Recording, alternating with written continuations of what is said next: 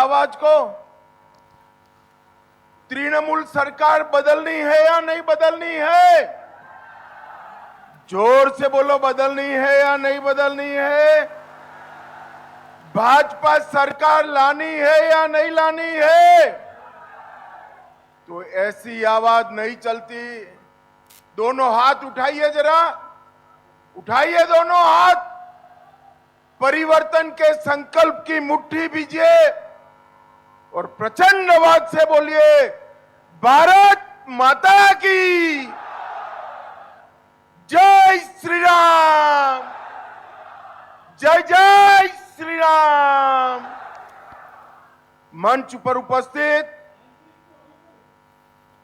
त्रिपुरा के पूर्व मुख्यमंत्री श्रीमान विप्लव देव जी, सीटी रवि जी,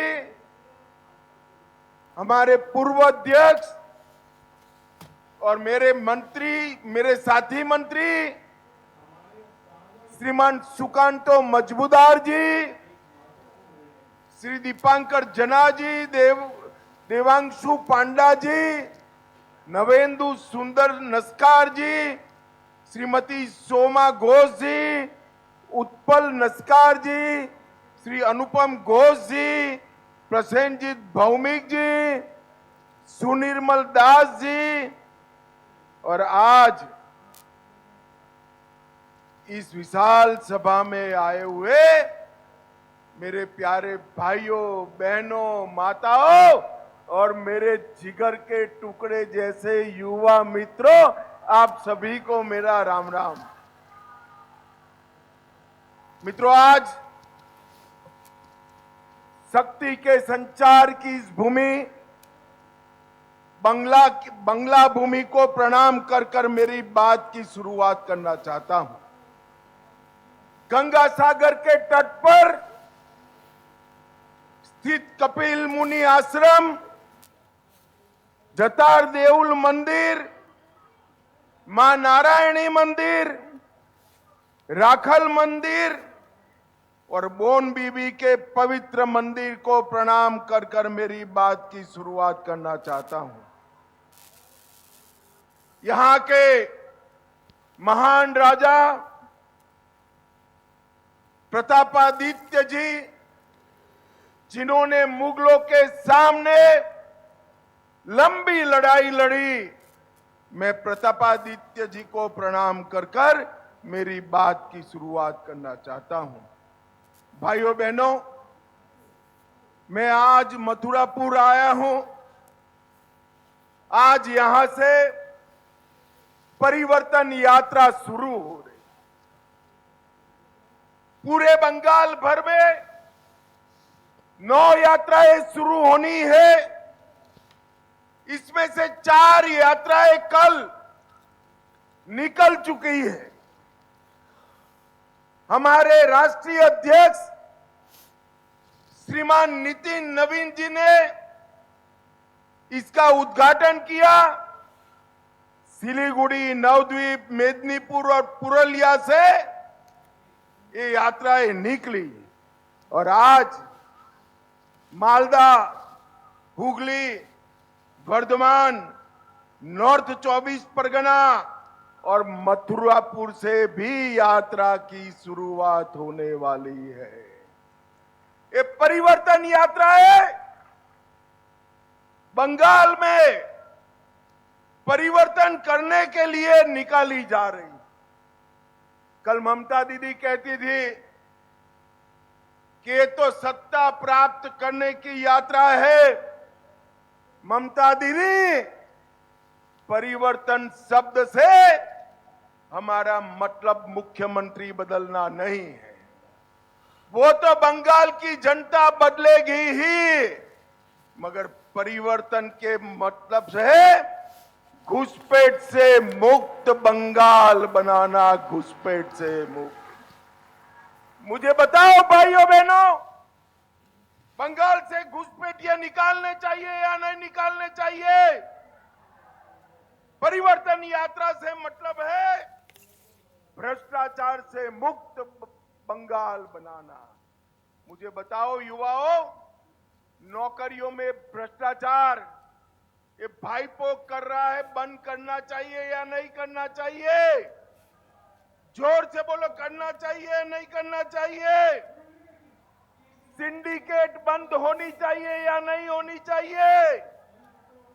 भाइयों बहनों, हमारी सुरक्षाओं को, सीमाओं को सुरक्षित करना चाहिए या नहीं करना चाहिए? माताओं बहनों को, महिलाओं को सुरक्षित करना चाहिए या नहीं करना चाहिए? कानून का शासन आना चाहिए या नहीं आना चाहिए? तो ये परिवर्तन का मतलब है इस सारी चीजों को बदलकर ये भ्रष्ट तृणमूल कांग्रेस की सरकार हटाकर कमल फूल की भारतीय जनता पार्टी की सरकार बना। बंगाल ने बहुत सहा है। पहले कई सालों तक कम्युनिस्टों ने बंगाल को निचोड़ कर रख दिया। एक जमाने में बंगाल सुजलाम सुफलाम समृद्ध राज्य हुआ करता था। कम्युनिस्टों ने उसको बद से बदतर बनाया और ममता दीदी ने उसको गरीबी की गर्त में, गरीबी की खाई में डालने का काम किया। अब समय आ गया है कवि गुरु रविंद्रनाथ टैगोर का कल्पना का सोनार बंगला बनाने का समय आ गया है। भाइयों बहनों, समय आ गया है। मुझे बताओ, सोनार बंगला का निर्माण ममता बनर्जी और भाईपो कर सकते हैं क्या? अरे जोर से बोलो, कर सकते हैं क्या? मैं बंगाल की जनता को कहने आया हूं कि इस बार अगर तृणमूल कांग्रेस को वोट देने की गलती की तो यहां पर भाईपो का शासन होगा, ममता दीदी का शासन नहीं होगा। मुझे बताओ, आप लोग भाईपो के शासन से सहमत है क्या? अरे जोर से बोलो, सहमत है क्या? भाइयों बहनों, इस बार परिवर्तन कर। गत चुनाव के अंदर आपने भारतीय जनता पार्टी को 38% वोट दिया, 77 सीटें दी, कांग्रेस को 0 पर पहुंचाया, कम्युनिस्टों को भी 0 पर पहुंचाया। जरा जोर से बोलो, हुआ? घुसपैठिया निकला क्या? जोर से बोलो, निकला? भ्रष्टाचार रुका क्या? और सिंडिकेट बंद हुई क्या? ये तभी हो सकता है जब पूर्ण बहुमत से भारतीय जनता पार्टी की सरकार आप बनाए, तब हो सकता है। और इसीलिए ये परिवर्तन यात्रा को शुरू किया है। एक धक्का और देना है और तृणमूल कांग्रेस को हटाना है। जरा जोर से बोलिए, एक धक्का और देना है। और इसके लिए ये परिवर्तन यात्रा है। नए वर्ष में रविंद्र जयंती के बाद परिवर्तन कर यहां नई सरकार बना। मैं इस मंच के माध्यम से, मथुरापुर की विशाल जनसभा के माध्यम से पूरे बंगाल की जनता को कहना चाहता हूं, अभी बंगाल का बजट विधानसभा में पारित हुआ। साइंस और टेक्नोलॉजी, जिससे रिसर्च एंड डेवलपमेंट होता है, राज्य का विकास होता है, इसके लिए ममता दीदी ने 80 करोड़ रुपया दिया।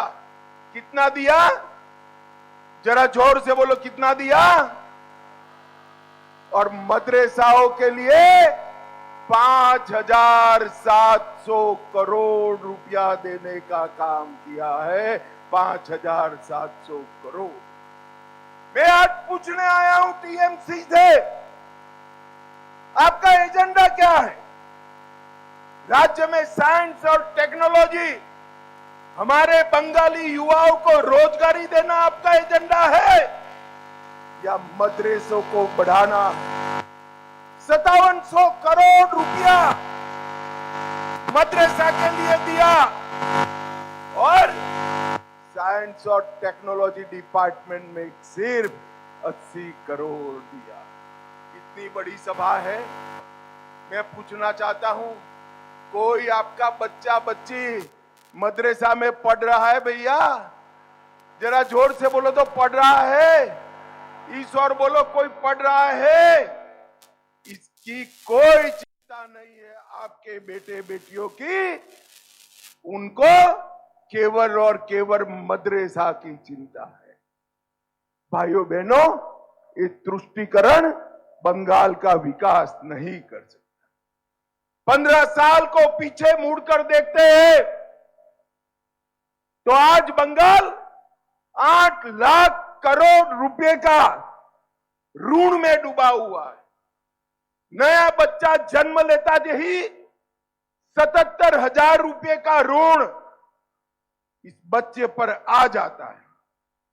और भ्रष्टाचार का तो नाम इतना बढ़ा दिया कि बंगाल का नाम आते ही देश में भ्रष्टाचारी सरकार का इमेज बनता है। और ये भाईपो कहते हैं भ्रष्टाचार हो या नहीं। मैं आज आप सभी को ममता बनर्जी के भ्रष्टाचार के कारनामे सुनाने आया हूं। 26,000 शिक्षकों की भर्ती का घोटाला किया। उनके सहयोगी के घर से 20 करोड़ मिला। भाइयों बहनों, आप मेरे साथ सहमत है तो मैं पूछूंगा, आप बताना तृणमूल कांग्रेस ने, मुझे बताओ शिक्षा भर्ती का घोटाला किसने किया? जोर से बोलो, किसने किया? एसएससी घोटाला किसने किया? नगर निगम भर्ती घोटाला किसने किया? गाय तस्करी का घोटाला किसने किया? पीडीएस राशन का घोटाला किसने किया?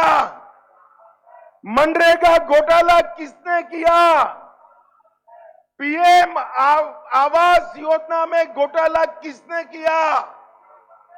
और ये सारे घोटाले को संरक्षण देने वाले डीजीपी को ममता बनर्जी यहां से राज्यसभा में भेज रही है। राज्यसभा में ममता दीदी, जो करना है वो कर दो। मैं आपको बताता हूं कि आपका अंतिम मौका है। बंगाल के नए साल के बाद बंगाल में भारतीय जनता पार्टी की सरकार बनने जा रही है। ये भाईपो कहते हैं, एक नाम बताए भ्रष्टाचार का, पार्थ चैटर्जी, ज्योति प्रिय मलिक, अनुव्रत मंडल, जीवन कृष्ण साहा, माणिक भट्टाचार्य, अजीत मैती, मदन मित्रा, चंद्रनाथ सिन्हा, परेश पाल, कुंतल घोष, अराबुल इस्लाम, फिरहाद हकीम, शोभन चैटर्जी, कुणाल घोष, रजत मजबूदार, सोहराब अली। ममता दीदी, ये सारे आपके साथीदार जेल जा चुके हैं, जेल जा चुके हैं। मुझे बताओ भाइयों बहनों, टीएमसी सरकार ने घोटाले किए हैं या नहीं किए हैं? जोर से बोलो, किए हैं या नहीं किए हैं? अगर टीएमसी में हिम्मत है तो ये सबका टिकट काट कर बताए, टिकट काट कर। मैं आज बताने आया हूं बंगाल की जनता को कि फिर से ये सारे भ्रष्टाचारियों को टिकट देने का काम ममता बनर्जी करने वाली। मुझे बताओ भाई, इतना भ्रष्टाचार करने वाले तृणमूल कांग्रेस को फिर से सत्ता देनी चाहिए? जरा जोर से बोलो, देनी चाहिए क्या? देनी चाहिए क्या? अरे सत्ता से नहीं निकालना है, सत्ता से निकालना एक कम सजा है। इनको बंगाल की जनता मूल समेत उखाड़ कर फेंक दे, ऐसा सजा देना है। पूरे बंगाल को घुसपैठियों का स्वर्ग बनाया है। उन्होंने सीएए का विरोध किया। अगर ममता बनर्जी सीएए का विरोध न करती तो एक एक बांग्लादेशी शरणार्थी को आज नागरिकता मिल गई हो। मगर मैं सभी हिंदू शरणार्थियों को कहने आया हूं, आपको चिंता करने की जरूरत नहीं है। ऊपर भाजपा सरकार है, एक भी हिंदू शरणार्थी की नागरिकता नहीं जाने वाली। भाइयों बहनों, बंगाल को बांग्लादेशी घुसपैठियों से भर दिया, क्योंकि उसमें उनको अपनी वोट बैंक दिख रही और तुष्टीकरण के अलावे दीदी कुछ नहीं कर। उनको अब मंदिर बनाने की सूझ रही है। अरे ममता दीदी, हमने राम मंदिर बनाया, 550 साल के बाद रामलल्ला को भव्य मंदिर में बिठाने का काम नरेंद्र मोदी। काशी विश्वनाथ कॉरिडोर बनाया, महाकाल कॉरिडोर बनाया, आपने उस वक्त कहीं कुछ नहीं किया और अब आपको मंदिर की याद आती है।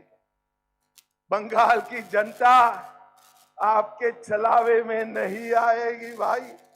मगर मैं तो जो भी मंदिर जिस उद्देश्य से बना रही है उसका स्वागत करता हूं। मगर ममता जी, आपके बंगाल में ये बाबरी मस्जिद फिर से बन रही है, किसकी जिम्मेदारी है? जरा बंगाल की जनता को बताओ भाई, मुझे बताओ बंगाल के वासियों, बाबरी मस्जिद फिर से बननी चाहिए क्या? अरे जोर से बोलो, बननी चाहिए क्या? ये हुमायूं कबीर और ममता एक ही थैले के चट्टे पट्टे है, चट्टे पट्टे है। हुमायूं कबीर को योजना पूर्वक बाहर भेजकर बाबरी मस्जिद बनाने का षड्यंत्र ममता बनर्जी ने किया है, जिससे हिंदुओं में नाराजगी न आए। ममता दीदी, आप चिंता मत करो, इस राज्य का हिंदू और मुसलमान दोनों आपको जान चुका है। इस बार आपकी विदाई तय। भाइयों बहनों, पंचायत के चुनाव में हमारे सैकड़ों कार्यकर्ताओं पर हमला किया, कई लोग मौत के घाट उतार दिए, कई लोग अपाहिज हो गए, कई लोग आज तक घर नहीं लौटे हैं। ममता बनर्जी, आपको लगता है कि आपके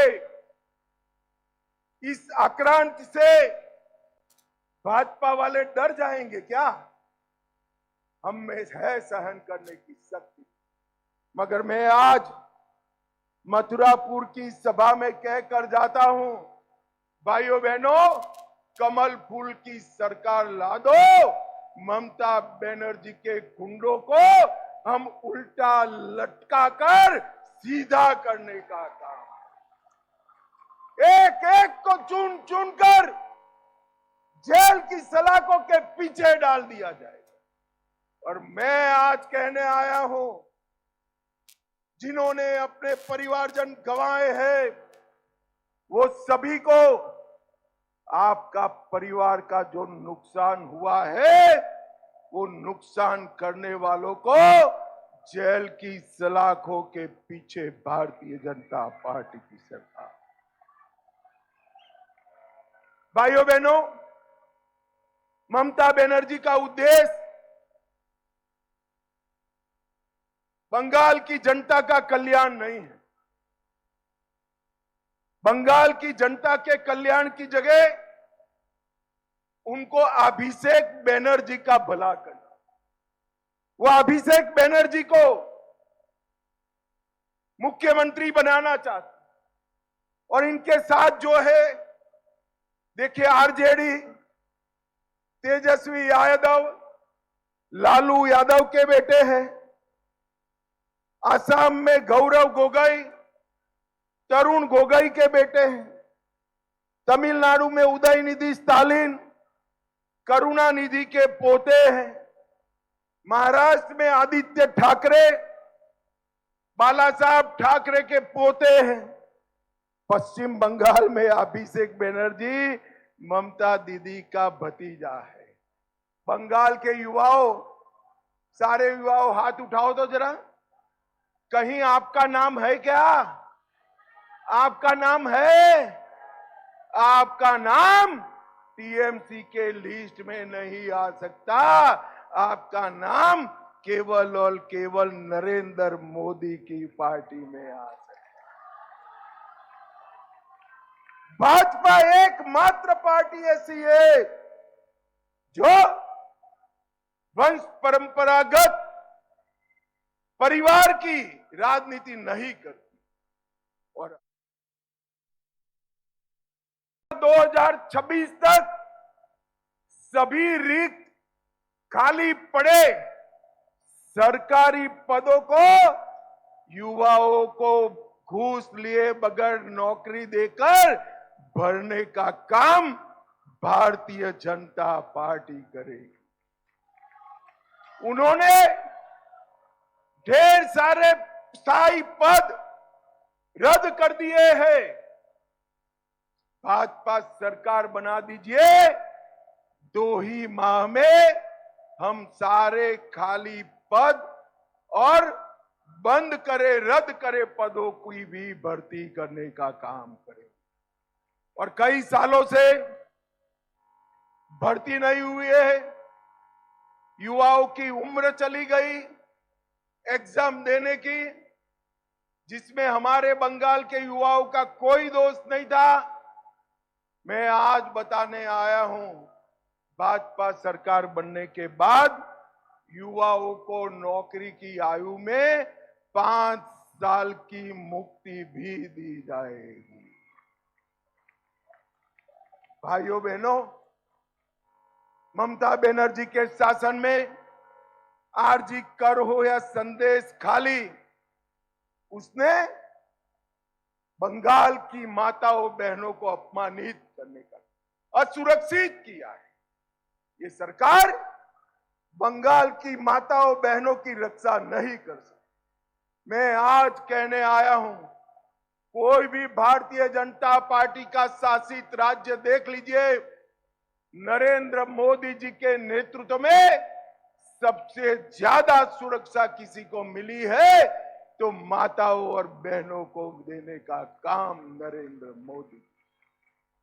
ये ममता बनर्जी और इनके भतीजे बंगाल का विकास नहीं कर सकते। आप एक बार नरेंद्र मोदी के नेतृत्व में कमल फूल की सरकार बनाइए, 5 साल में ही हम बंगाल की लूटी हुई रौनक को फिर से वापस लाने का काम करें। और मैं सबसे बड़ी बात कहने आया हूं, बंगाल एक सीमांत राज्य है, बहुत बड़ी लैंड बॉर्डर है। इसकी सुरक्षा ये तृणमूल कांग्रेस की सरकार नहीं करती। इन्होंने बेरोक टोक घुसपैठियों को घुसाया है। अभी तो सिर्फ उनके नाम कट रहे हैं, फिर भी ममता दीदी के पेट में गुड़ गुड़ गुड़ गुड़ गुड़ गुड़ गुड़ होने लगा है। ममता दीदी धैर्य रखो, सिर्फ नाम काटना नहीं, भाजपा सरकार आने के बाद एक एक घुसपैठिए को चुन चुन कर बंगाल के बाहर निकालने का। যেরকম প্রথমেই বলেছিলাম একটা চমক আছে, বিশেষ করে মিডিয়া বন্ধুদের কাছে। মাননীয় অমিত শাহজির সামনে যে সাংবাদিক চোখে চোখ রেখে কথা বলে, যিনি মমতা ব্যানার্জির চোখে চোখ রেখে কথা বলেন, যিনি তার ভাইপো অভিষেক ব্যানার্জির চোখে চোখ রেখে কথা বলেন, সেই সন্তু পান আজ আমাদের দলে যোগদান করছেন। আপনারা জানেন সন্তু পানকে আহ্বান করব এসে আজকে মাননীয় স্বরাষ্ট্রমন্ত্রীর হাত থেকে পতাকা সামনে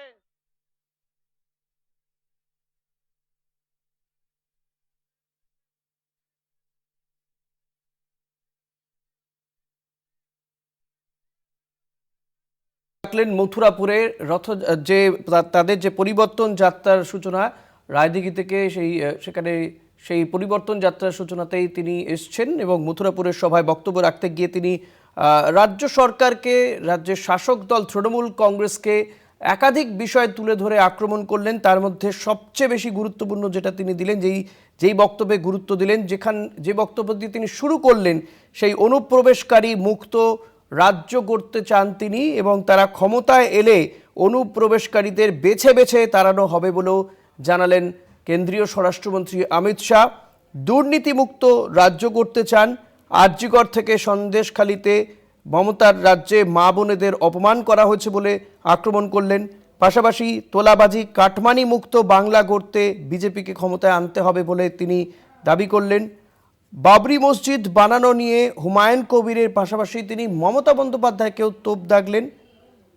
তৃণমূল জিতলে এবার ভাইপোর সরকার হবে বলে তিনি দাবি করলেন।